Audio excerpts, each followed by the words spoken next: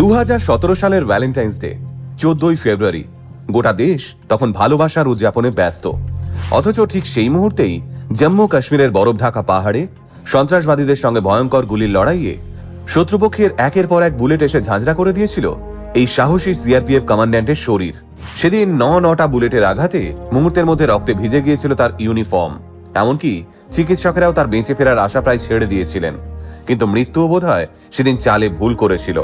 সে জানত না যার সঙ্গে সে লড়াই করতে এসেছে তার নাম শ্রী চেতন কুমার চিতা। প্রায় 1.5 মাস কোমায় থেকে মৃত্যুর চোখে চোখ রেখে লড়াই করার পর চেতন কুমার চিতা অলৌকিকভাবে ফিরে এসেছিলেন এবং প্রমাণ করেছিলেন চিতাকে থামানো যায় কিন্তু হারানো যায় না।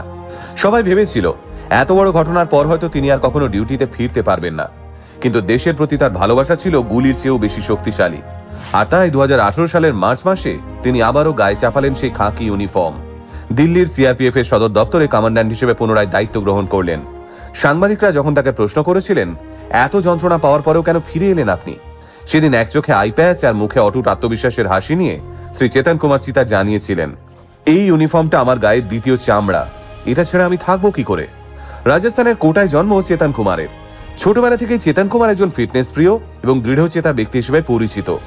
1998 সালে চেতন কুমার সিআরপিএফ এ যোগদান করেন এবং পরবর্তীকালে তিনি 45 নম্বর ব্যাটালিয়নের কমান্ডিং অফিসার হন।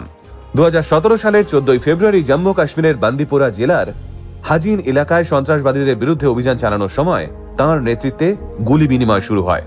সেদিন চেতন কুমার চিতার কাছে হঠাৎই গোয়েন্দা সূত্রে খবর আসে খুব কাছেই আত্মগোপন করে রয়েছে লস্কর 2 সশস্ত্র জঙ্গি। এই কথা শোনার পর আর এক মুহূর্তও দেরি করেননি চেতন কুমার এবং এই তথ্যের ভিত্তিতে শ্রী চেতন কুমার চিতা 13RR এর সিইও এবং এসডিপিও সোমবালের সঙ্গে যৌথভাবে একটি অভিযান পরিকল্পনা করে ফেলেন।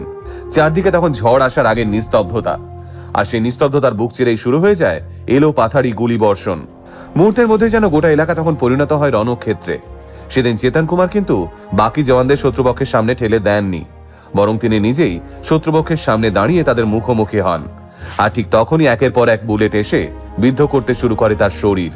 চেতন কুমারের জায়গায় অন্য কোনো মানুষ হলে হয়তো ততক্ষণে 9টা গুলির আঘাতে মাটিতে লুটিয়ে পড়তো, কিন্তু চেতন কুমার চিতা হার মানার মানুষ ছিলেন না।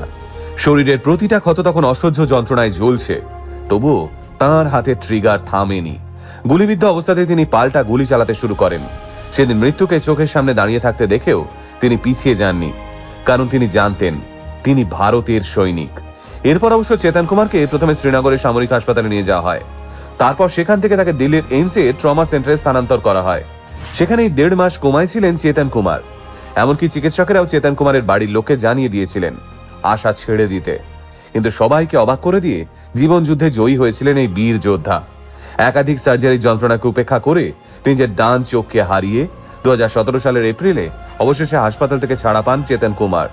যদিও এইমস থেকে ছাড়া পাওয়ার পর চিতা সিআরপিএফ এ পুনরায় যোগ দেওয়ারই ইচ্ছে প্রকাশ করেছিলেন এবং ছত্তিশগড়ে মাওবাদীদের বিরুদ্ধে লড়াই করার জন্য কোবরা ব্যাটালিয়নে পোস্টিং চেয়েছিলেন, কিন্তু সেই সময় তার সিনিয়র সিআরপিএফ কর্মকর্তারা জানিয়েছিলেন এখনই নয়, চিতার যুদ্ধক্ষেত্রে ফেরার জন্য আরো 2 বছর সময় লাগবে।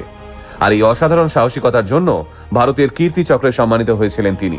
তাই শ্রী চেতন কুমার চিতার অসামান্য নেতৃত্বের গুণ, সাহস, আত্মত্যাগ এবং সৈন্যদের জীবন রক্ষায় নিজের জীবন বিপন্ন করার জন্য আজ তাকে গোটা দেশ চেনে।